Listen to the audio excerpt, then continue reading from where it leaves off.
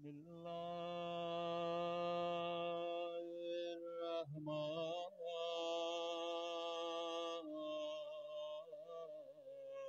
الرحيم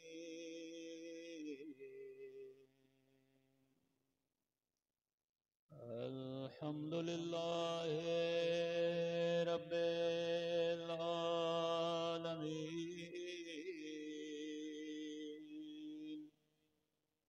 الحمد لله كما هو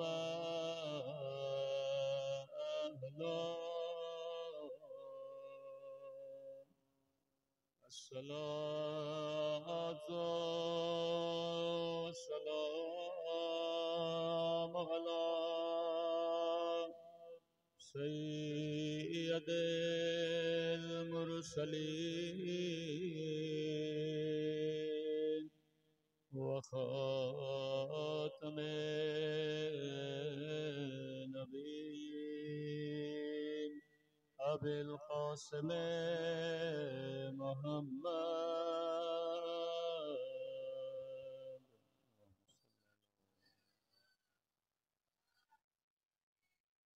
وعلى آله الطيبين الطاهرين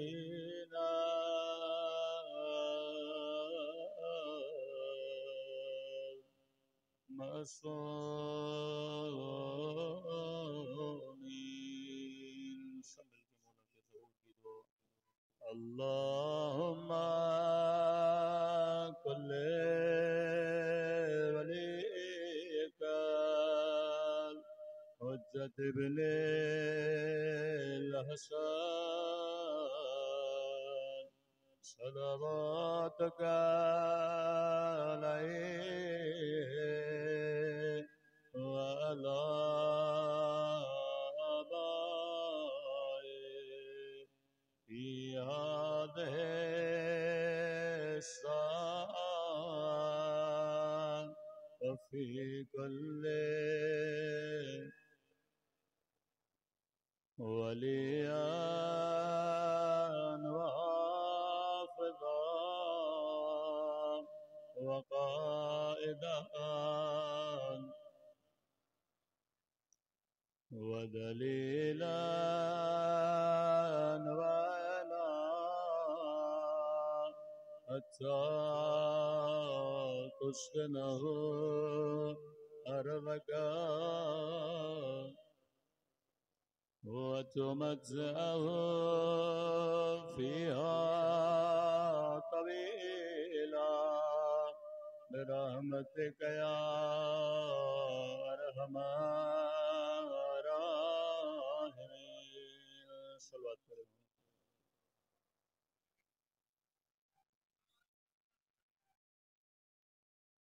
بسم اللہ الرحمن الرحیم. رب اشرح لی صدری ویسر لی امری واحلل عقدۃ من لسانی یفقهوا قولی. اما بعد فقد قال رسول اللہ ان الحسین مصباح الہدی وسفینۃ النجات. صلوات پڑھے محمد وآل محمد پہ.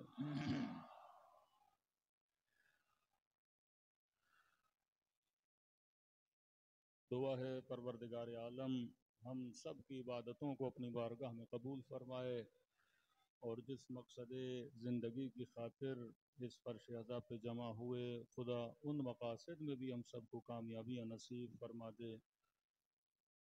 کل بھی آپ کی خدمت میں عرض کیا کہ واقع کربلا ایک واقعہ نہیں، سرزمین کربلا صرف ایک سرزمین نہیں، کربلا ایک سویلائزیشن کا نام ہے، کربلا ایک کلچر، ایک فرہنگ کا نام ہے، کربلا ایک خاص طرز زندگی اور ایک خاص فکر کا نام ہے.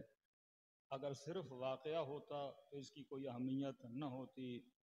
تاریخ میں کئی واقعات ظلم کے، جبر کے، استبداد کے ہوئے ہیں، جس میں لوگوں کو مارا گیا، گلے کاٹے گئے. کربلا میں کتنے لوگ شہید ہوئے ہوں گے؟ ہم 72 سے 100 کا عدد گنواتے ہیں، لیکن वर्ल्ड वार 1 में जब एटम बम फेंका गया तो पहले एटम बम ने 65,000 लोगों की जानें लीं, दूसरे एटम बम ने 95,000 लोगों की जानें लीं। लेकिन कितने लोग हैं जो उन कुर्बानियों को याद करते हैं या इस अंदाज से मनाया जाए? अगर ये वाक़या होता तो वाक़ये को लोग इतना याद नहीं किया करते। ये एक रेवोल्यूशन थी, ये एक जंग थी हक और बातिल की। जब आप इसको वाक़या लेंगे तो दुनिया वही एतराज़ करेगी, भाई एक वाक़ये को मनाने के लिए अरबों खरबों रुपए खर्च किए जाएं, एक वाक़ये को मनाने के लिए परचम कुशाइयाँ, ताबूत का बनाना, मजलिस का एहतमाम करना, नजर नियाज का एहतमाम करना, तो ये अबस है।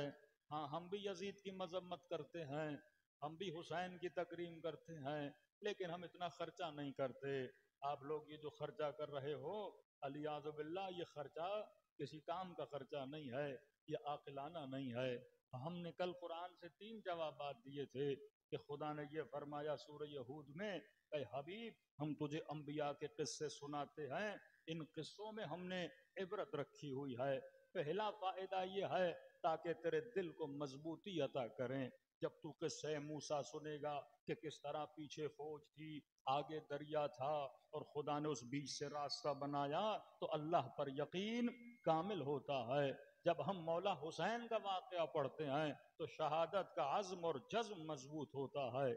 जब हम इमाम हुसैन का वाक़या पढ़ते हैं तो अपनी नस्लों को ये सिखाते हैं कि राह खुदा में किसी भी कुर्बानी से गुरेज न करना, वो माल की कुर्बानी हो, वो जान की कुर्बानी हो, वो औलाद की कुर्बानी हो, हर शय अल्लाह की राह में कुर्बान कर देनी है। अगर दीन की बात आए, अगर हक व बातिल की बात आए, तो जब हक की तरफ जाओ तो मालिक अश्तर की तरह खड़े रहना, मैं समय तम्मार की तरह खड़े रहना, हबीब इब्ने मदाहिर की तरह खड़े रहना।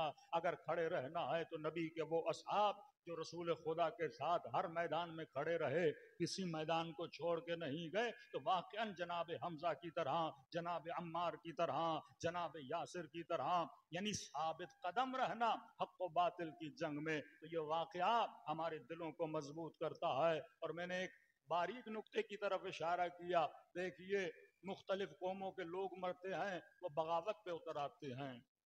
बलूचिस्तान को देख लीजिए, KPK को देख लीजिए कि अगर उनकी कौम में से कोई बंदा मर जाए वो मुल्क के दुश्मन बन जाते हैं, मुल्क के इदारों के दुश्मन बन जाते हैं, फिर मुल्क के इदारों को नुकसान पहुंचाते हैं। लेकिन शिया कौम ने इतने शहीद दिए, इतनी लाशें उठाई, इतने बच्चे हमारे मारे गए, लेकिन हम कभी बगावत पे नहीं उतरे। ये बगावत पे न उतरना इसका रीजन करबला है, बगावत पे न उतरना इसका रीजन आजादारी हुसैन है। वरना इंसान तो इंसान है, इंतकाम का जज्बा हर इंसान के अंदर मौजूद है। जब इंसान देखे कि हमारी हिफाजत नहीं की जा रही, इमाम बारगाहों की हिफाजत न हो, कोयटा में 200 लाशें उठाई जाएं और अचनार के अंदर हमले किए जाएं, ये हुब्बुल वतनी का दर्स हमें किसने दिया? हुसैन इब्ने अली ने दिया। ये सब्र का दर्स किसने दिया? हुसैन इब्ने अली ने दिया। कि जब से पाकिस्तान बना है तब से ये कौम लाशें उठा रही है, जगह जगह लाशें उठा रही है, लेकिन ये दर्स हमें कौन देता है? ये करबला देता है। तो करबला वहदत पैदा करती है, करबला मोहब्बत का दर्स देती है, करबला इजहार का दर्स देती है, करबला सब्र का दर्स देती है, करबला जज्बे जिहाद को पैदा करती है। वही जो खुदा ने कहा कि ये वाक़यात सुना रहे हैं ताकि तुम्हारे दिल को मजबूत किया जाए। दूसरा फायदा है हबीब, ताकि हक व बातिल की पहचान हो जाए कि मूसा हक पर थे, फिरौन बातिल पर था, इब्राहिम हक पर थे, नमरूद बातिल पर था। और तारीख पढ़ ताकि तुझे पता चले कि अली हक पर था या अली का दुश्मन हक पर था, हुसैन हक पर थे या यजीद हक पर थे। जो लोग बातों को मिक्स करके मिला देते हैं, अपनी नस्लों को हक व बातिल की पहचान नहीं देते, ये दर्स हमें अली इब्न अबी तालिब ने नहीं दिया। का मुश्किल तरीन हालात भी क्यों ना हो, लेकिन अपनी नस्लों को बताया करो कि नबी के जाने के बाद हक पर कौन था, बातिल पर कौन था। जितनी जंगें हुई अलमे हक और हरम बगावत को बुलंद करो, वो चाहे कितनी बड़ी शख्सियत क्यों ना हो। जंगे जमल है, सामने नबी की बीवी है, इधर अली इब्न अबी तालिब है, सामने बड़े बड़े असहाब है, तलहा जैसे, जुबैर जैसे, इधर علی ابن ابی طالب ہیں. جنگ صفین میں آ جاؤ, سامنے امیر شام ہے, ادھر علی ابن ابی طالب ہے. اب حق و باطل کی لائن تو ہونی چاہیے. واقعات عبرت لینے کے لیے ہیں, مزہ لینے کے لیے نہیں ہے, لڑائی کے لیے نہیں ہے, فتنوں کو کھڑا کرنے کے لیے نہیں ہے. جب کہہ دیا کہ علی مع الحق والحق مع علی, علی حق کے ساتھ ہے اور حق علی کے ساتھ ہے. یہ مت دیکھنا کہ حق کہاں جا رہا ہے, یہ دیکھنا علی کہاں جا رہے ہیں, کیونکہ جہاں علی کھڑے ہو جائیں وہاں سے حق کی ابتدا ہوتی ہے.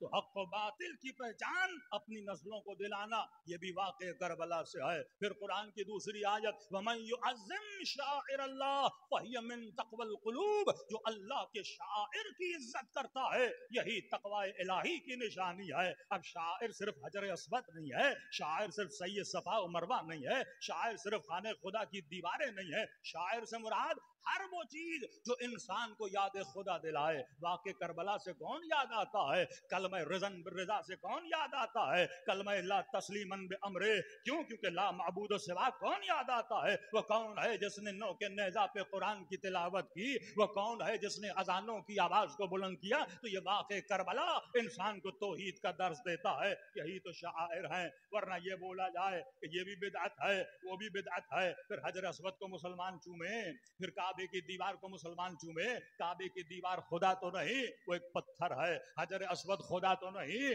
وہ ایک پتھر ہے. سید صفا و مروہ کی جو پہاڑیاں ہیں وہ خدا تو نہیں, وہ پتھر ہیں. کیونکہ نسبت جب خدا سے ہو جاتی ہے تو اس کا چومنا بھی ثواب ہے, اس کا دیکھنا بھی ثواب ہے, اس کا ذکر کرنا بھی ثواب ہے. تبھی فرمایا النظر الی وجہ علی عبادہ, ذکر علی عبادہ, علی کے چہرے کو دیکھنا عبادت ہے, علی کا ذکر کرنا عبادت ہے. کیونکہ علی کو دیکھ کر تجھے خدا کی یاد آتی ہے, علی کا ذکر کر کے تجھے خدا کی یاد آتی ہے. تو یہی شاعر اللہ ہیں. آل عبا کے ساتھ چادر کے نیچے بیٹھنے والے, کیا ان سے کوئی بڑا شاعر اللہ ہوتا ہے؟ لیکن جب انسان کا ذہن لمیٹڈ ہو جائے, جب قرآن کی فصاحت اور بلاغت اور قرآن کے قصوں سے عبرت نہ لے, وہ دشمن اہل بیت بن جاتا ہے, وہ دشمن دین بن جاتا ہے. میں 2-3 دن پہلے ہی کسی مفتی صاحب جو ٹک ٹاک پہ بہت زیادہ آتے ہیں اور یہ کہنے لگے کہ اگر مجھے حکومت ملے, اگر میں پاکستان کا وزیر اعظم بن گیا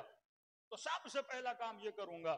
اب میں نے سمجھا مفتی صاحب یہ بولیں گے غربت کو ختم کروں گا, رشوت کو ختم کروں گا, ان لٹیرے سیاستدانوں کو پھانسی پہ چڑھاؤں گا, جنہوں نے ملک کے قانونوں کو توڑا ان کو سخت ترین سزائیں دوں گا, بیواؤں کے لیے گھر بناؤں گا, یتیموں کے لیے یتیمی کا بندوبست, روزگار کا بندوبست کروں گا, فحشا کو ختم کروں گا, عفت کو پھیلاؤں گا, عزت کو پھیلاؤں گا, غیرت کو عام کروں گا, یہ گندے ڈرامے بند کرواؤں گا. لیکن مولوی صاحب نے یہ کچھ بھی نہیں بولا, اور پہلا جملہ یہ بولا اگر حکومت مل جائے میں مزاروں کو گرا دوں گا.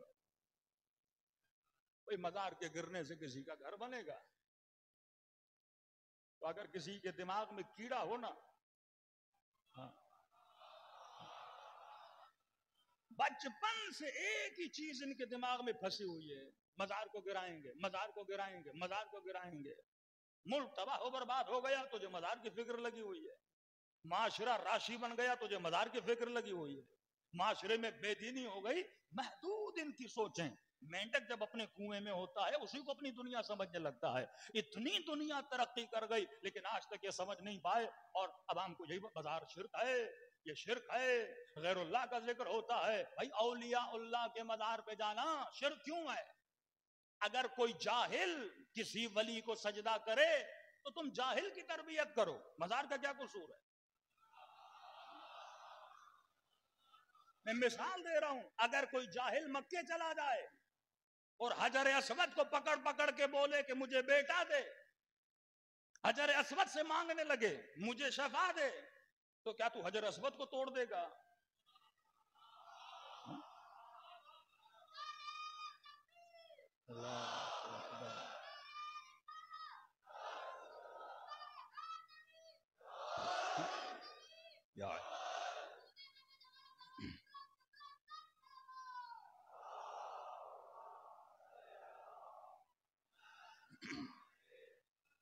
تو حجر اسود کو توڑے گا؟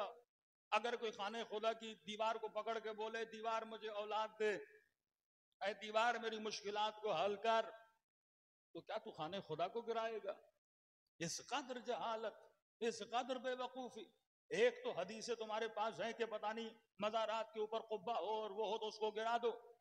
5 منٹ کے لیے، میں نہیں کہتا 1 منٹ کے لیے سوچو، ہو سکتا ہے گڑی ہوئی حدیث ہو سکتا ہے بنائی ہوئی حدیث ہو. اگر تیرے پاس قبے گرانے کی حدیثیں ہیں تو ہمارے پاس آل رسول سے حدیثیں موجود ہیں. یہ کہاں لکھا ہوا ہے جو تمہاری کتاب میں وہی صحیح حدیث ہے؟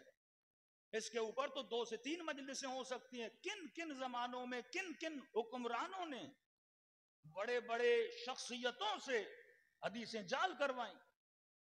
یہ حدیث تو مشہور ہے نا، جس نے مکے کی پیاز کھائی جنت واجب ہو گئی. ایسی کئی حدیثیں حکمرانوں کی فضیلت میں. یعنی واقعاً پڑھے لکھے لوگ ان حدیثوں کو آ کے بیان کرتے ہیں، مسلمان مانتے ہیں. یہی محمد علی مرزا صاحب، جس نے کافی قدر ان لوگوں کو ٹھیس بھی پہنچائی ہے صحیح باتیں کر کے، وہ بھی ان چیزوں میں اٹکا ہوا ہے کہ بخاری میں یہ حدیث موجود ہے، مسلم میں یہ حدیث موجود ہے. اور مولا علی کی طرف نسبت بھی دیتے ہیں ان چیزوں کو کہ رسول نے فرمایا اگر کوئی فاسق، اگر کوئی فاجر حاکم بھی بن گیا اور امت اس کی حکومت پہ جمع ہو گئی تو اس کی مخالفت کرنا ایسے ہے جیسے میری مخالفت کرنا. اب صراحتاً یہ حدیث امام حسین کے خلاف جا رہی ہے. یزید کے باپ نے مکے میں آ کر یزید کی بیعت لی، مدینے والوں سے یزید کی بیعت لی. تقریباً عالم اسلام کے سارے حکومتوں نے یزید کی بیعت کر لی تھی. پھر اس حدیث کا کیا کرو گے اگر امام حسین یزید کے مقابلے میں کھڑے ہوتے ہیں؟ جو حدیث عقل کے خلاف ہو، قرآن کی آیت کے خلاف ہو. یرثھا عبادی صالحین، زمین کا ورثہ عباد صالحین کو ہے. کچھ بھی نہیں، پاکستان کا آرٹیکل 6 ہی لگا دو اس بات پر کہ حاکم عادل ہونا چاہیے، حاکم جھوٹا نہیں ہونا چاہیے، حاکم صادق ہونا چاہیے. کہ نہیں، امت جمع ہو گئی. یہی حدیثیں وقت کے حکمرانوں نے، بنو عباس نے، بنو امیہ نے بنوائی تاکہ ہماری حکومتوں کو امت تسلیم کرے. انما ولیکم اللہ ورسولہ، اللہ اطیعوا اللہ واطیعوا الرسول واولی الامر منکم. اللہ کی اطاعت کر، رسول کی اطاعت کر، اولی الامر کی اطاعت کر. اولی الامر کون ہے؟ وقت کا حاکم ہے. اور اس کی مخالفت رسول کی مخالفت، رسول کی مخالفت اللہ کی مخالفت. یہی حدیثیں گڑ گڑ کر فرقہ واریت کو پھیلایا گیا. 5 منٹ کے لیے سوچے بھائی، امام ہادی بھی تو نبی کے نواسے ہیں، اپنے زمانے کے سب سے بڑے عالم، عالم آل محمد، امام رضا علیہ الصلوۃ والسلام پہ تو تمہیں کوئی شک نہیں ہے.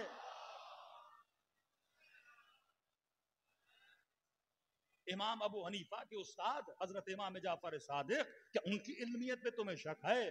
جناب جابر، رسول خدا کے صحابی، سب سے پہلے زائر امام حسین، جو قبر امام حسین پہ جاتے ہیں. یہ زیارت اربعین، یہ مختلف زیارات، یہ کن سے منقول ہیں؟ ائمہ سے منقول ہیں.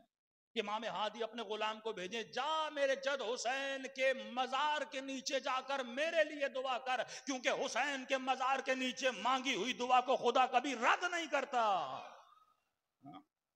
تو تیرے پاس حدیثیں ہیں تو ان حدیثوں کا کیا کرو گے جن کو تمہارے بزرگوں نے کہا یہ سلسلۃ الذھب ہے، میں نے اپنے بابا سے، میں نے اپنے بابا سے، میں نے اپنے بابا سے، بیچ میں کوئی غیر اہل بیت کا بندہ نہیں، غیر معصوم نہیں، ڈائریکٹ رسول خدا جبرائیل امام حسین کے آنے سے پہلے اتنا ثواب زیارت امام حسین بیان کیا. فرمایا لا من نبی، کوئی ایسا نبی نہیں ہے جس نے حسین پہ گریہ نہ کیا ہو یا حسین کی زیارت نہ کی ہو. انبیاء آتے ہیں قبر امام حسین کی زیارت کے لیے.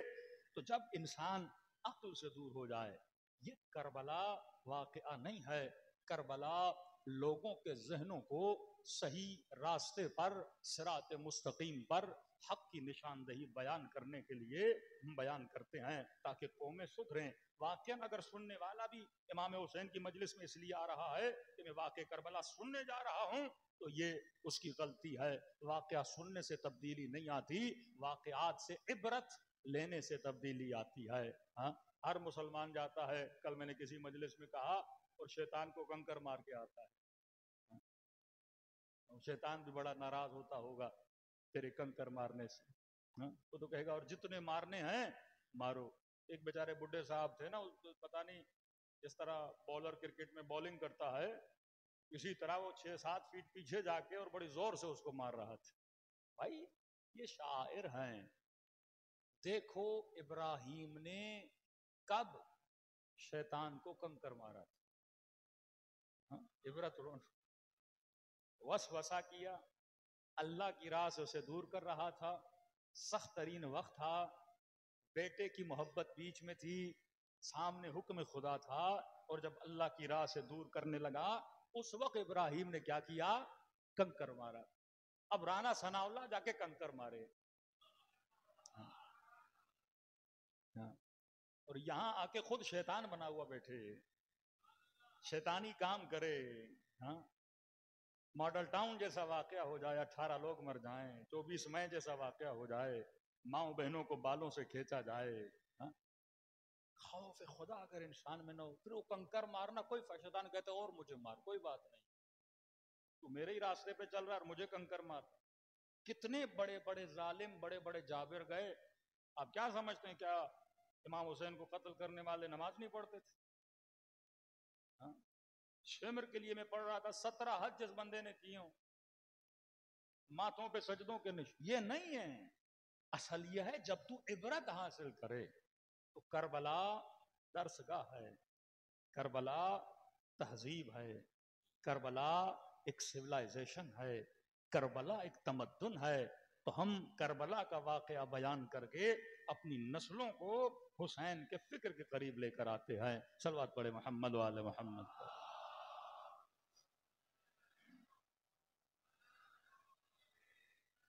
میں نے تمہید باندھی کل بھی تاکہ گفتگو سے موضوع کا خود ہی آپ کو احساس ہو جائے. بعض اوقات موضوع کا اعلان کیا جاتا ہے، گفتگو اور ہوتی ہے، اور اعلان کیا جاتا ہے تو موضوع جو ہمارا رہے گا کوشش کی جائے گی، کیونکہ ایک حدیث میں نے پڑھی جس میں معصوم فرماتے ہیں کہ ہم سب اہل بیت سفینہ نجات ہیں. ہم سب، ان الحسین مصباح الہدی و سفینۃ النجات، کہ ہم سب سفینہ نجات ہیں، لیکن ہمارے جد حسین کا سفینہ وہ ہم سب سے بڑا ہے. اوسعها.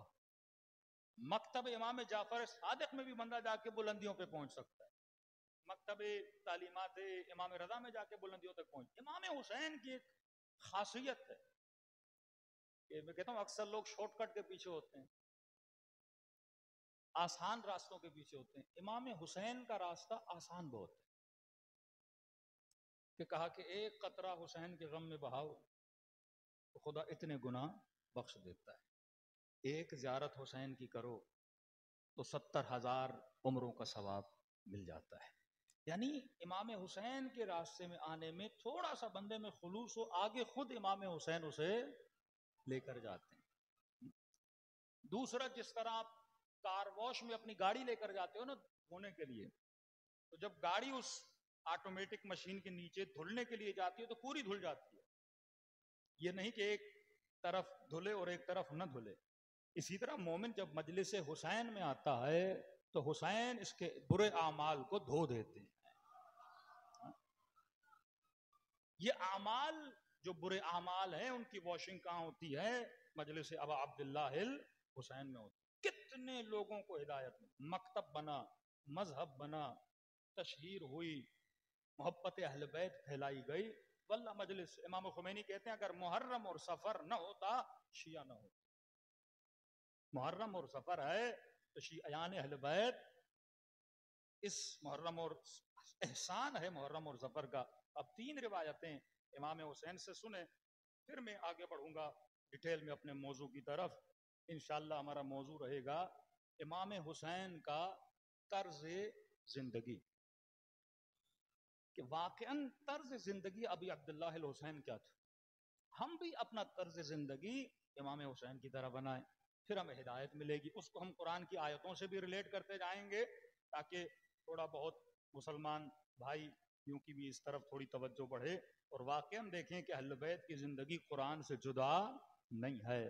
تبھی کہتے ہیں قرآن کو لفظوں میں دیکھا جائے تو یہ قرآن ہے، اور قرآن کو شکل دی جائے تو محمد اور آل محمد بن جاتے ہیں. صلوات پڑھے محمد و آل محمد.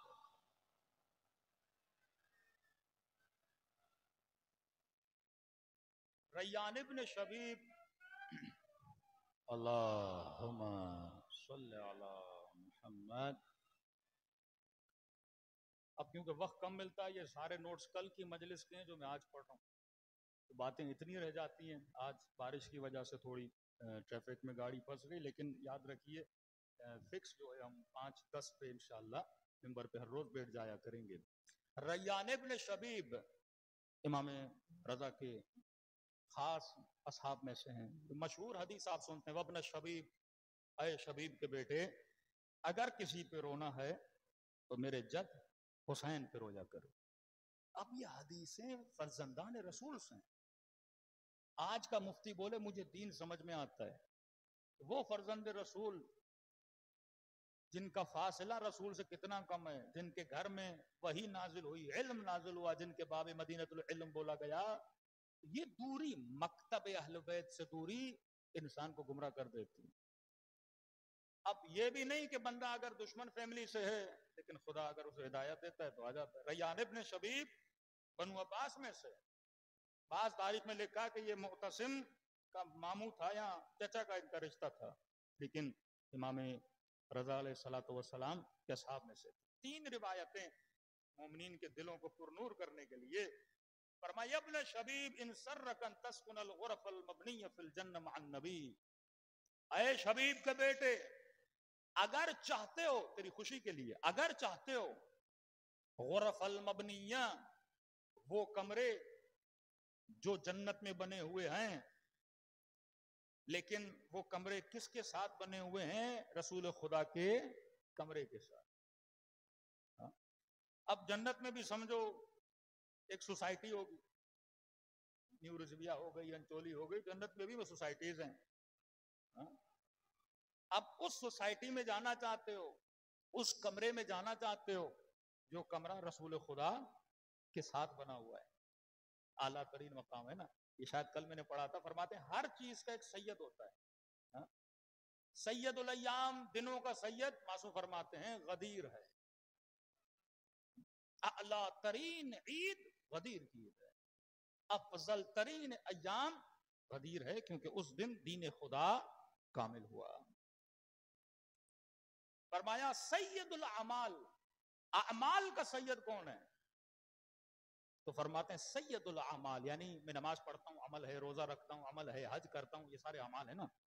سید الاعمال، تمام اعمال سے برترین عمل کون سا ہے؟ فرمایا سید الاعمال محبت محمد اور آل محمد ہے. یہ سید الاعمال. سیدۃ نساء العالمین کون ہے؟ سیدہ فاطمہ زہرا سلام اللہ علیہا.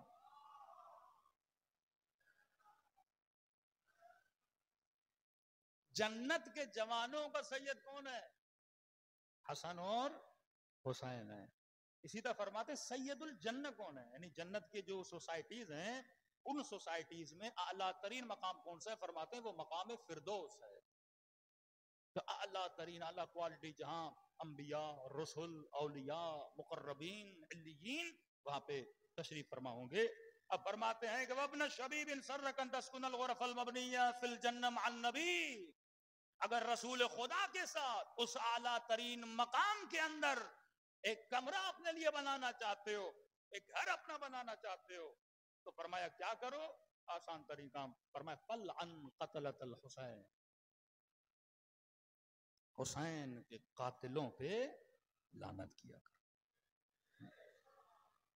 تو مقام فردوس حاصل کرنے کے لیے مومن پر لازم ہے وہ ہر روز زیارت عاشورہ پڑھے. ہماری کسی زیارت میں اتنی لعنتیں نہیں اہل بیت کے دشمنوں پر جتنی عاشورہ میں.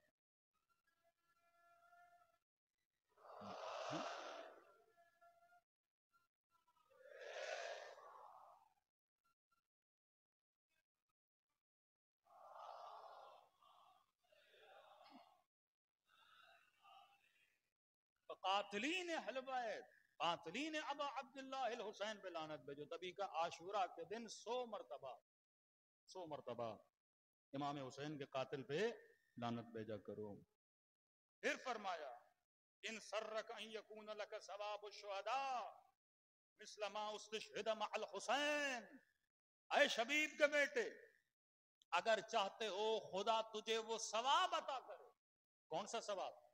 مثل ما استشهد مع الحسین، اس کی طرح تجھے ثواب ملے جس طرح وہ لوگ جو امام حسین کے ساتھ شہید ہو گئے، شہداء کربلا کا ثواب ملے۔ تو فرمایا کہ جب بھی ذکر حسین سنو تو یہ جملہ کہا کرو، یا لیتنی کنت معکم فافوز معکم فوزا عظیما، کہ اے کاش میں بھی کربلا میں ہوتا اور اپنی جانوں کو امام حسین کے لیے کیا کرتا؟ قربان کرتا۔ اب یہ صرف کہنا نہیں ہے، واقعاً ارادتاً بندہ یہ نیت کرے اور وہ جملے ادا کرے گا تو خدا اسے ثواب شہداء امام حسین کا درجہ عطا کرے گا۔ صلوات پڑھے محمد وآل محمد۔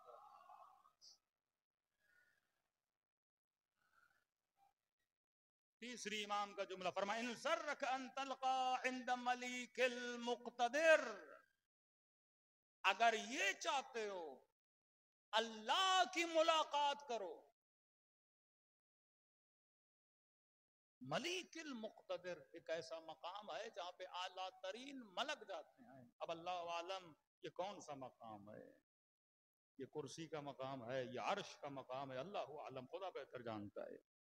پر میں اگر چاہتے ہو اللہ کی ملاقات کرو عند ملیک المقتدر، خدا کی اگر ملاقات کرنا چاہتے ہو تو شبیب نے کہا مولا یہ تو بہت بڑی فضیلت ہے، شہداء کا مقام بھی مل گیا، جنت میں رسول کے ساتھ گھر کا مقام بھی ملنے والا ہے، اب یہ مقام کہ اللہ کی ملاقات کروں تو کیا کروں؟ فرمایا فزور الحسین، تو حسین کی قبر کی زیارت کیا۔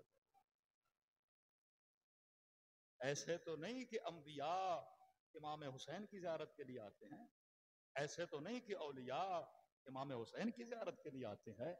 فرمایا ہر روز صبح اور شام 60,000 ملک آسمان سے اترتے ہیں امام حسین کی زیارت کے لیے۔ یہ مقام کم نہ سمجھا کرو، جب کربلا جاؤ واقعی یہ فضیلت کسی کسی کو ملتی ہے، اور الفت سرزمین کربلا سے میں نے کئی ایسے لوگوں کو آتے ہوئے دیکھا جو شیعہ نہیں تھے، برادران اہل سنت تھے، واقعی ان کی آنکھوں میں آنسو۔ یعنی انسان جب حسین سے مل کے واپس آتا ہے اس میں تبدیلی آ جاتی ہے۔ تو میں ہمیشہ کہتا ہوں جو حسین کی زری سے مل کے آئے اس میں تبدیلی آئے، اور جو خود حسین سے مل کے آتا ہے وہ سرزمین کربلا میں حر بن کے واپس آتا ہے۔ یہ فضیلت ہے۔ اب تصور کرو جو مجلس حسین میں آئے، اثر تو وہی ہے نا، اثر وہی ہے۔ معصومی فرماتے ہیں جب مجلس اہل بیت میں آتے ہو تو ہم بھی اہل بیت وہاں پر شریک ہوتے ہیں، یہاں نور نازل ہوتا ہے۔ یہاں تک ہمارے پاس علماء تاکید کیا کرتے تھے پچھلے زمانوں میں، اگر کوئی بیمار ہو جاتا تھا تو کہتے تھے اسے امام حسین کی مجلس میں لے جاؤ، کیونکہ نزول رحمت، باران رحمت ہوتا ہے۔ کہتے گھر میں کوئی بیماری ہے، 4 بچے بٹھا دو، 5 بچے بٹھا دو، رسول خدا کی یہ قرآن کی آیت قُلْ لَا أَسْأَلُكُمْ عَلَيْهِ أَجْرًا إِلَّا الْمَوَدَّةَ فِي الْقُرْبَى، پر میں ذکر محمد کرو، ذکر آل محمد کرو، قرآن کی چند آیتیں پڑھو، اہل بیت کا ذکر کرو اور خدا کو اہل بیت کا واسطہ دو، تو اس محفل میں جو بیمار بیٹھا ہوگا خدا اسے کیا عطا کرے گا؟ شفا عطا کرے گا۔ تو یہ مجلس نہیں، شفا خانہ ابی عبداللہ الحسین ہے، یہاں جسموں کو بھی شفا ملتی ہے، روحوں کو بھی شفا ملتی ہے۔ صلوات پڑھے محمد وآل محمد۔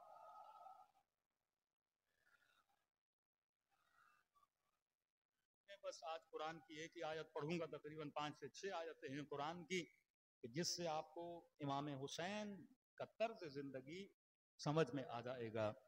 قرآن کی ایک آیت ہے جس میں پروردگار عالم ارشاد کرتا ہے کہ قل هل يستوي الخبيث والطيب، اے حبیب کہہ دو کہ خبیث اور طیب برابر نہیں ہو سکتے۔ مجلس امام حسین امت کو یہ بتانے کے لیے ہے کہ خبیث کون تھا، طیب کون تھا، تاریخ یہ بتانے کے لیے ہے تاکہ خبیثوں کے چہرے بھی عیاں ہو جائیں اور طیب ہستیوں کے چہرے بھی عیاں ہو جائیں۔ کہ حبیب بتا دے هل يستوي الخبيث والطيب، کیا خبیث اور طیب برابر ہو سکتے ہیں؟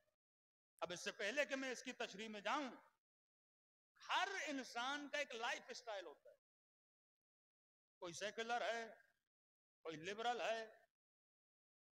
ہر معاشرے کے پہناوے کا ایک طرز ہوتا ہے. یورپ چلے جائیں گے اپنا لباس ہے, پاکستان میں آئیں گے اپنا لباس ہے. ہر کسی کا طرز زندگی الگ ہے. کوئی لبرلزم کا قائل ہے, کوئی سیکولرزم کا قائل ہے, کوئی دینی زندگی کا قائل ہے. تو ہمارا طرز زندگی بتاتا ہے کہ ہم کس راہ پہ چل رہے ہیں. ہمارا پہناوا بتاتا ہے کہ میرا مکتب کیا ہے, میرا مذہب کیا ہے, میری سوچ کیا ہے. ظاہر ہے آپ کالا لباس پہن کے چلو گے, روڈ پہ کوئی نہیں بولے گا بندہ وہابی ہے. ہر بندہ بولے گا کون ہے, شیعہ ہے. عاشورہ کے دن جو نبی کے نواسے پہ روتے ہیں سب کہتے ہیں یہ شیعہ ہیں, اور جو اپنے مردوں کے یہاں جاتے ہیں. آپ کے عمل سے پتا چلتا ہے کہ آپ کی سوچ کیا ہے. آپ کے عمل سے پتا چلتا ہے کہ آپ کی فکر کیا ہے. آپ کے پہناوے سے پتا چلتا ہے. تو میرا طرز زندگی مجھے کسی نہ کسی کے ساتھ منسلک کرتا ہے. یا میں رسول سے, یا میں آل رسول سے منسلک ہوں, یا میں کسی اور سے ہوں. اور یہ بات یاد رکھو, طیبوں کے ساتھ رہو گے طیب بنو گے, خبیثوں کے ساتھ رہو گے خبیث بنو گے. کہتے ہیں تربوز رنگ پکڑتا ہے. تو آپ جس محفل میں جاتے ہو اس محفل کا رنگ پکڑتے ہو. آپ کے جیسے دوست ہوتے ہیں آپ ویسے بنتے ہو, آپ کی جیسی صحبت ہوتی ہے آپ ویسے بنتے ہو. تبھی خدا کہہ رہا ہے حبیب ان کو بتا دے کہ هل يستوي الخبيث والطيب, کیا خبیث اور طیب برابر ہیں؟ قطعاً برابر نہیں. کربلا کے میدان میں آپ دیکھیں, حبیب ابن مظاہر امام حسین سے ملتے ہیں, طیب سے ملانا تو کیا بن گیا, طیب بن گیا. ابن زیاد کی دوستی ہے مروان کے ساتھ, شمر کی دوستی ہے ابن سعد کے ساتھ. تو جو جس کا دوست ہے ویسا رنگ پکڑ رہا ہے. اور یہ چند لمحہ امام حسین سے ملا تو کیا بن گیا, حسین ہی بن گیا. ایک اور صحابی ہے جس کا ذکر بہت کم ہوتا ہے, ابو شعثا, ملتا ہے 60 لوگ, صرف جناب حر نہیں, بعض روایت میں 60 لوگ شب عاشور امام حسین کے لشکر میں آئے. اب ابو شعثا کے لیے پتا نہیں کہ یہ حر سے پہلے آیا یا حر کے بعد میں آیا, لیکن یہ بھی جناب حر کے لشکریوں میں سے ایک لشکری تھا کہ جب امام کا راستہ روکا گیا تھا یہ بھی ان میں شامل تھا. اور کہتے ہیں امام حسین کے یہ بہترین حر کے لشکر کا تیر انداز تھا, تیر پھینکنے میں سب سے بڑا ماہر تھا. اور کہتے جب امام حسین کے پاس آیا اور اس نے سارے تیر پھینکے, اور امام حسین کے پاس کہنے لگا مولا میرے پاس صرف 100 تیر تھے, میں نے 100 تیر مارے ہیں, 100 تیروں میں سے 5 تیر میرے مس ہوئے, نہیں لگے, لیکن اپنی آنکھوں سے دیکھا ہے میں نے 95 تیروں سے دشمنوں کو واصل جہنم کیا ہے. امام حسین نے اس کے لیے کیا کی, دعا کی. جناب زہیر, 2 زہیر تھے, ایک زہیر بن قین ہیں اور دوسرے جناب زہیر بن قیس. یہ 2 زہیر ہیں جو کربلا کے میدان میں یہ بھی امام حسین کے ساتھ ملے. تو طیب جب طیب سے ملتا ہے تو اس کے بدن میں طیبوں کی خوشبو آنے لگتی ہے, اور خبیثوں کی محفل میں جا کے بندہ کیا بن جاتا ہے, خبیث بن جاتا ہے. کئی ایسے لوگ تھے, ایک دن امام حسن کے لشکر میں تھے, اگلے دن امیر شام کے پاس چلے گئے. کئی ایسے لوگ تھے جو کربلا میں ابن سعد کے ساتھ تھے اور چند دنوں کے بعد جا کے جناب مختار کے لشکر میں شامل ہو گئے. تبھی قرآن کہتا ہے کہ بندے کو اپنا اصل, یہ تفصیل میں کل آؤں گا, آج کیونکہ جاؤں گا تو وقت بہت نکل جائے گا, فرمایا انسان کو اپنے اصل کو مضبوط رکھنا چاہیے. تو کربلا کا درس ان لوگوں کے لیے ہے جن کی بنیادیں مضبوط ہیں. کربلائی کبھی اپنے رنگ نہیں بدلتے کہ آج حسین کے ساتھ ہیں کل یزید کے ساتھ, 10 دن نیک ہو گئے پھر 10 دن کے بعد ان کا رنگ کیا ہو گیا, بدل گیا. فرمایا نہیں, اصلھا ثابت, ان کا اصل کیا ہوتا ہے, ثابت ہوتا ہے. ہمیشہ ان کے اندر رشد ہوتا ہے, ان کے اندر ترقی ہوتی ہے. اگر پچھلے سال صرف واجب نمازیں پڑھتے تھے تو آج مستحبات کی طرف آؤ. پچھلے سال بہتری کم تھی, آج زیادہ ہونی چاہیے. جس طرح آپ کی عمر تقویم, کیلنڈر کی عمر ڈے بائی ڈے بڑھ رہی ہے, بندہ 20 کا تھا 21 کا ہوا, 30 کا تھا 31 کا ہوا, 40 کا تھا 41 کا ہوا, 50 کا تھا 51 کا ہوا, اس کو کہتے ہیں عمر تقویم, کیلنڈر کی عمر آپ کی بڑھ رہی ہے. اسی طرح ایمان کی عمر بھی بڑھنی چاہیے. کیلنڈر کی عمر کے بڑھنے سے کوئی بندے کو کرامت نہیں ملتی, کوئی 60 کا ہوگا، کوئی 20 کا ہوگا. اللہ کس چیز کون سی عمر دیکھتا ہے؟ عمر ایمانی. تمہارے ایمان کی ایج کہاں پہ کھڑی ہے؟ تو ہم اپنے ایمان کی ایج کو بڑھانے کے لیے حسین کی محفل میں آتے ہیں. 3 چیزوں کا اشارہ کر رہا ہوں، کل تفصیل میں جاؤں گا. ہر شخصیت کی زندگی کے 3 پہلو ہوتے ہیں. پہلا پہلو کہ اس کے پاس کون کون سی کرامتیں تھیں، معجزات، کرامتیں. دوسرا وہ کیا پہنتا تھا، کیا کھاتا تھا، کیسے چلتا تھا، سواری کیا تھی. تیسرا اس کی زندگی کے اصول کیا تھے. پہلے سے بھی ہمارا کوئی اتنا لینا دینا نہیں ہے، کیونکہ اس کی جو صفات ہیں اس کی اپنی ہیں. وہ معصوم ہے، میں تو ہو نہیں سکتا. وہ صاحب معجزہ ہے، میں صاحب معجزہ نہیں ہو سکتا. اس کے پاس علم لدنی ہے، میرے پاس نہیں ہو سکتا. وہ اس کی ذاتی خصوصیت. دوسرا جس کو اکثر مسلمانوں نے پکڑا ہوا ہے، کس برتن میں کھانا کھاتے تھے، کون سے کپڑے پہنتے تھے، سواری کون سی تھی. یہ بھی اس سے بھی ہماری زندگی کا کوئی لینا دینا نہیں ہے. اب رسول گھوڑے پہ یا گدھے پہ بیٹھتے تھے، آج کون سا مسلمان ہے جو گدھوں پہ بیٹھے؟ اب ہیں کچھ ایسے جو گدھوں پہ بیٹھنے کی کوشش کر رہے ہیں. ہاں؟ اب وہ برتن مٹی والوں میں پیتے تھے، اب ہم کہ ہم بھی مٹی کے برتن میں پیئیں گے. وہ زمانہ ان کا ویسا تھا، مٹی کے برتن تھے، ٹیکنالوجی نہیں تھی. آج اگر اہل بیت آ جائیں تو انہی برتنوں میں پیئیں گے جن میں ہم پیتے ہیں. اصول بتا دیے کہ پانی پاک ہونا چاہیے، برتن پاک ہونا چاہیے. اب ان کے لباس، پرانے زمانے میں اتنی ٹیکنالوجی نہیں تھی، کپڑا بہت اتنا ترقی یافتہ کپڑا نہیں تھا، مختلف کپڑے ہوتے تھے. چپلیں سادہ سی تھیں، آج بوٹ پہنتے ہیں، اسپورٹس پہنتے ہیں. بندہ کہنے میں وہی بوٹ پہنوں گا، وہی چپل پہنوں گا جو رسول خدا پہنا کرتے تھے. تو یہ وہ لوگ ہوتے ہیں کودن، جن کا ذہن صرف ظواہرات پہ اٹکا ہوتا ہے. اصل جو میری زندگی کے کام کی چیز ہے وہ اصول ابا عبداللہ الحسین، رسول خدا کی زندگی کے اصول ہیں. اب اصول کہیں پہ آ سکتے ہیں. لباس پہنو لباس حیا، لباس پہنو لباس عفت، یہ اصول بتا دیا. کھانا کھاؤ، کلو وشربو، کھانا کھاؤ، اسراف نہ کرو، اصول بتا دیا. حلال کھاؤ، طیب کھاؤ، طاہر کھاؤ، اصول بتا دیا. اب کھانا کوئی بھی ہو، بندہ دیکھے کہ حلال ہے کہ نہیں ہے. اب میں بولوں مثلا رسول خدا کے زمانے میں مثلا بریانی تو نہیں تھی، اب بھائی نظر و نیاز میں بریانی کیوں بناتے ہو؟ یہ بدعت ہے. اکثر آپ ایک لال رومال والا ہوتا ہے نا بندہ سعودی عرب میں، یہ کیوں پہنا؟ رسول نے نہیں پہنا. ایسا کیوں کیا؟ رسول نے نہیں کیا. اب وہ جس کیمرے سے تو فوٹو بھر رہا ہے کہ رسول نے بھرا تھا، جس مائک پہ تو بول رہا ہے رسول نے بولا تھا، یہ رومال جس کارخانے سے تو نے سلوایا کہ رسول نے سیا تھا. یعنی یہ بالکل بے وقوف کریں لوگ. تبھی مسلمان نے آج تک ترقی نہیں کی، کیونکہ ان کا ذہن انہی پچھلی چیزوں پہ اٹکا ہوا ہے. کپڑے رسول جیسے پہنیں گے. اب وہی پچھلے زمانے میں سارے لوگ بڑے بال رکھتے تھے، ظاہر ہے ان کے بال بھی بڑے تھے. آج کے زمانے میں کوئی بندہ بڑے بال نہیں رکھتا. اب یہ بولے نہیں نبی کے کیونکہ بال بڑے تھے تو ہم بال بڑے رکھیں گے. یعنی وہی ذہنیت، پرانی ذہنیت. ایک حدیث نبی کی بتا جس میں نبی نے کہا بڑے بال رکھو، حکم دیا ہو بڑے بال رکھو، کوئی حدیث نہیں ہے، کوئی روایت نہیں ہے. تو بعض لوگ ایسی چیزوں پہ چپک جاتے ہیں. پر میں اپنے معاشرے کو دیکھوں، اپنے معاشرے کو دیکھوں کہ تمہارے معاشرے میں مہذب لوگ بال کیسے رکھتے ہیں، سلجھے ہوئے لوگ بال کیسے رکھتے ہیں.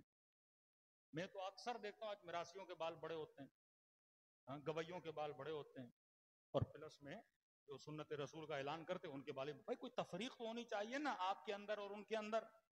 بالوں پہ تو ایمان نہیں چھپا ہوا نا. حکم رسول ہو تو بندہ اسے مانے. اب رسول ایسی پگڑی پہنتے تھے لہٰذا ہم بھی ایسی پگڑیاں بنا کے پہنیں گے. رسول سبز پگڑی پہنتے تھے، حالانکہ اس زمانے میں سبز وہی پہنتا تھا جو بنو ہاشم تھا. آج سارے بنو ہاشم بنے ہوئے، پتہ ہی نہیں لگتا سید کون ہے غیر سید کون ہے. منع ہے اگر کوئی چیز نشانی ہے کسی خاص قوم کی، اس قوم کو پہننا چاہیے. ایون مدینے میں بھی کسی صحابی نے سبز پگڑی نہیں پہنی. کہتے تھے سبز پگڑی نشانی ہے کس کی؟ بنو ہاشم کی. کیونکہ دور سے اگر کوئی سبز پگڑی پہن کے آتا تھا لوگ پہچانتے تھے، سگنل ہوتا تھا کہ فلاں قبیلے سے ہے، کالی والے فلاں قبیلے سے ہیں. سفید عمومی طور پہ پہنی جاتی ہے. تو یہ ساری چیزیں، لیکن بعض لوگ لباس پہ چپک گئے، بالوں پہ چپک گئے، ان چیزوں پہ. اس سے ہماری زندگی کا کوئی لینا دینا نہیں ہے. جو چیز آپ کی اور میری زندگی کے کام کی ہے وہ اصول ہیں جو رسول خدا نے بتائے، وہ اصول ہیں جو امیر المومنین نے بتائے، وہ اصول ہیں جو ابھی عبداللہ الحسین نے بتائے. صلوات پڑھے محمد وعلی محمد.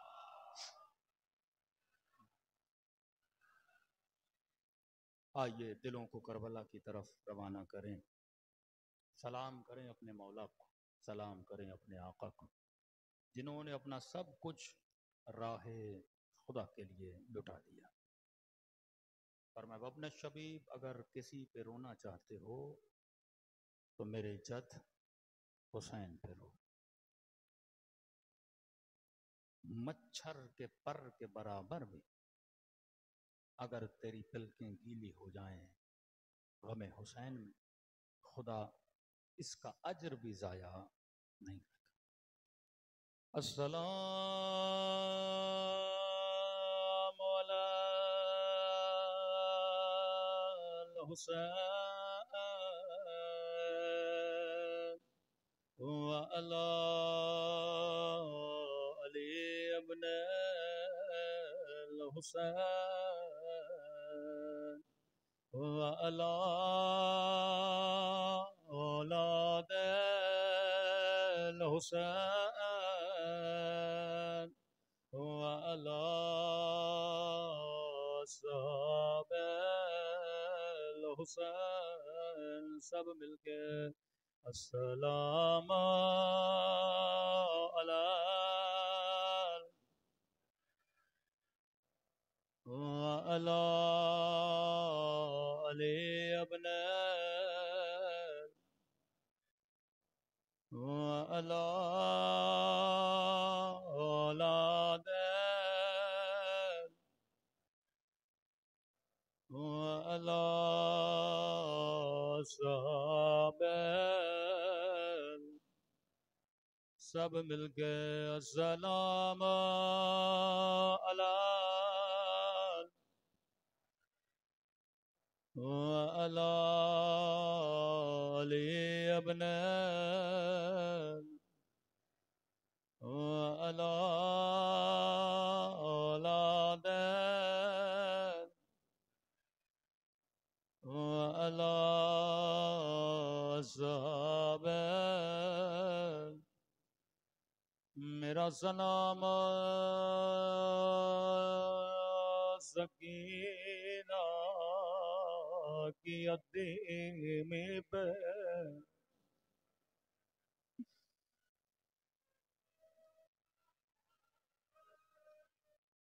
یہ حدیث میں شیعوں کے لیے نہیں، ہمیں تو ہر مظلومیت کا پتہ ہے، مسلمانوں کے لیے پڑھ رہا ہوں. رسول خدا کا فرمان ہے مسلمانوں کبھی حیبا کو بھی منہ پہ نہ مارا کرو.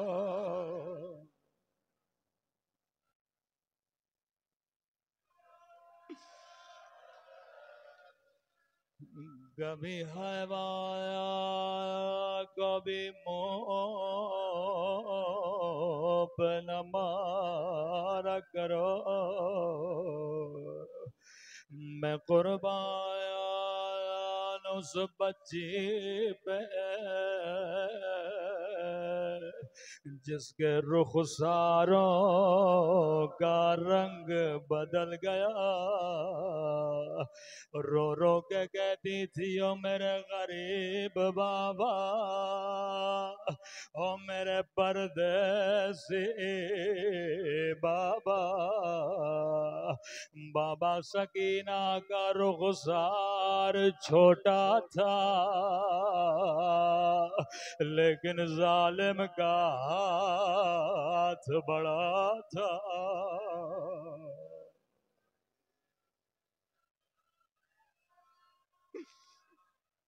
میں قربان ننھی سی بچی پہ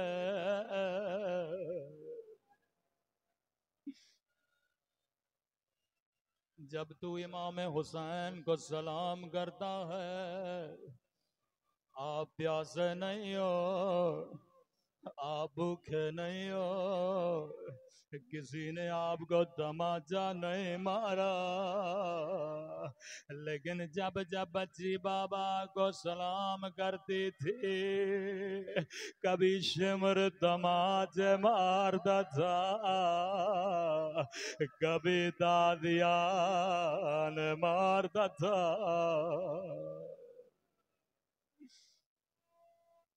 تب امام حسین فرماتے شیو جب جب پانی پیو میری سکینہ کو یاد کیا کرو. مختصر روایت ہے پر بڑی درد بھری روایت ہے.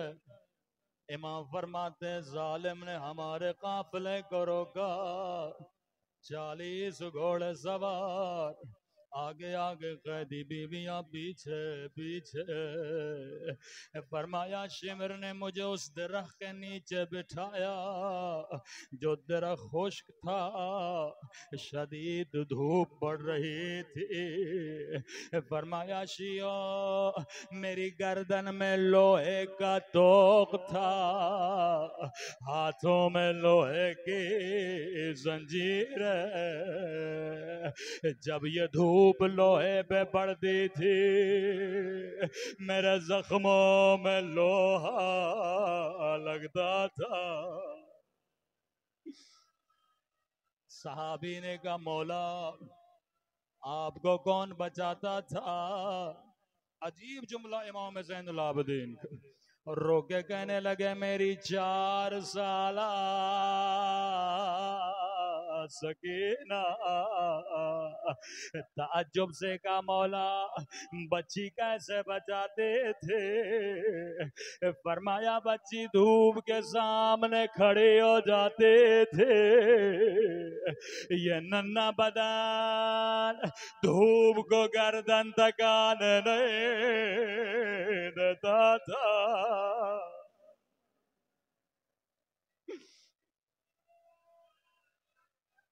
اسلام کا حکم ہے روزے داروں کے سامنے کبھی پانی نہ پیا کرو، اللہ کسی پیاسے کو پانی نہ دکھائے.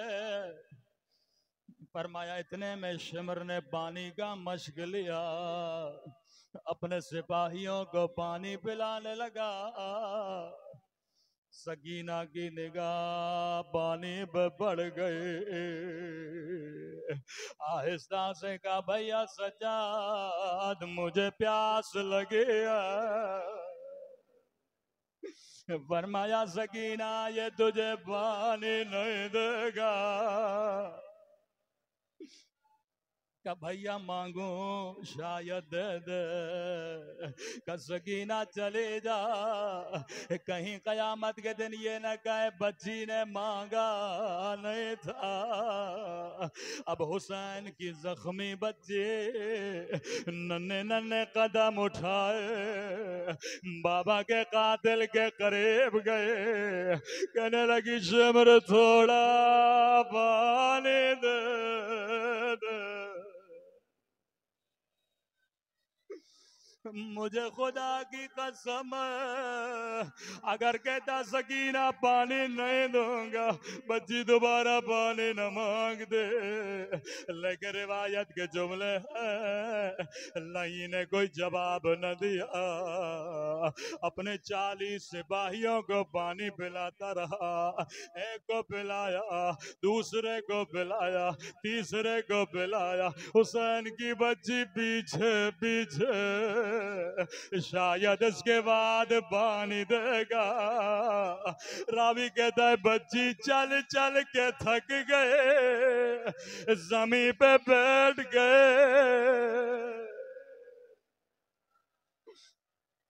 شمر سب کو پانی پلا دے بعد میں مجھے دینا. اب روایت کے جملے بڑے سخت ہیں. جب 40 سپاہیوں نے پانی پی لیا لئی مشق لے کے بچی کے قریب آیا. بچی نے بڑے انتظار سے اپنے ہاتھوں کو اٹھایا، ننھے ہاتھوں سے چلو بنایا. مجھے تھوڑا پانی دے دے. سنو گے لئی نے کیا کیا؟ سارا پانی زمین پہ پھینک دیا. سکینہ نے خود کو زمین پہ گرایا. او میرے غریب الوطن بابا، او میرے پیاسے بابا، او بابا شمر نے بڑا ظلم کیا.